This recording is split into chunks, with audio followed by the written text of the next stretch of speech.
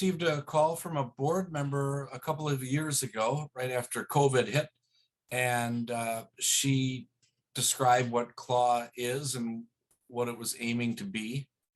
And I found that very interesting. And why did I get involved? I think a part of it was the board wants a diverse skill set, a diverse set of backgrounds. And for me, I bring a legal mind and just a legal way of looking at things. So it's just another facet of the board.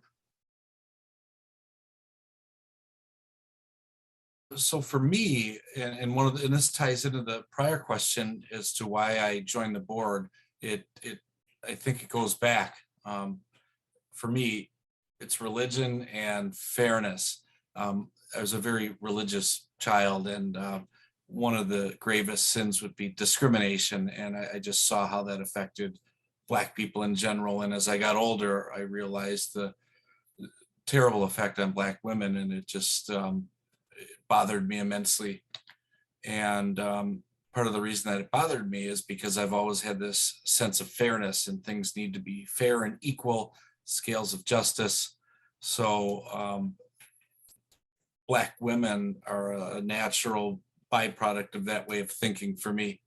And I believe that's why the board, who is mainly comprised of Black women with a Black female background, it's a natural focus for the board as a whole. And for me, it's a natural focus as a result of my upbringing and my outlook on life.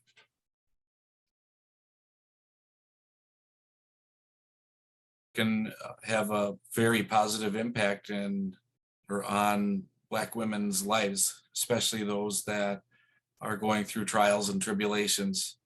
I just hope that their lives can have a touch of light that is brought forth by CLAWW and the hardworking volunteers on the board and on the committees.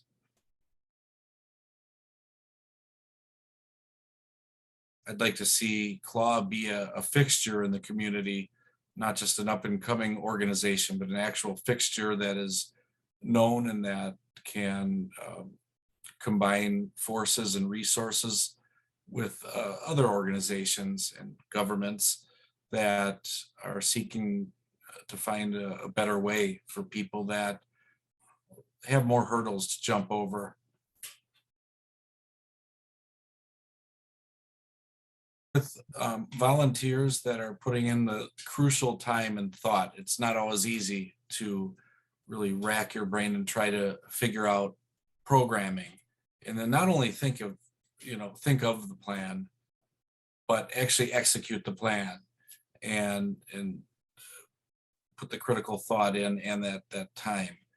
They have a wide variety of programming right now, and I hope that in 5 years it can really build to the point where we're helping more and more people. Ultimately, the goal, the dream that I have is they don't need help. The women don't need help. That's the ultimate vision for me, but that's a long way off. So if in 5 years CLAWW can really continue to grow and help more and more women,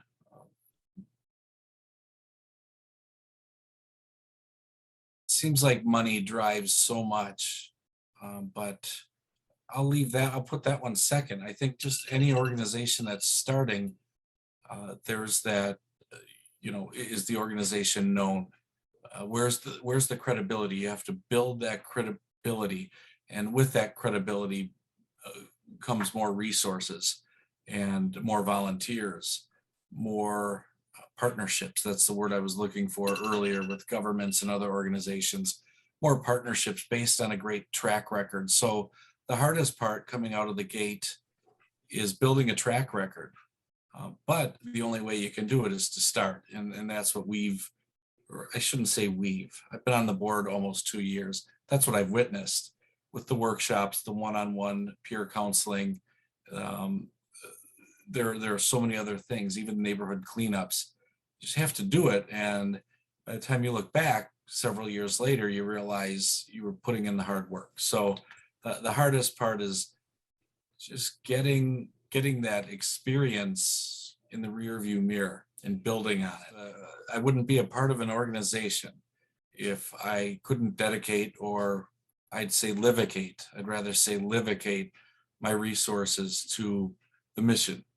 And I'm happy to put my name behind it. I trust it. I believe the mission. Um, I hope we can continue to build and make it stronger and stronger so that we can help more and more people out, more and more women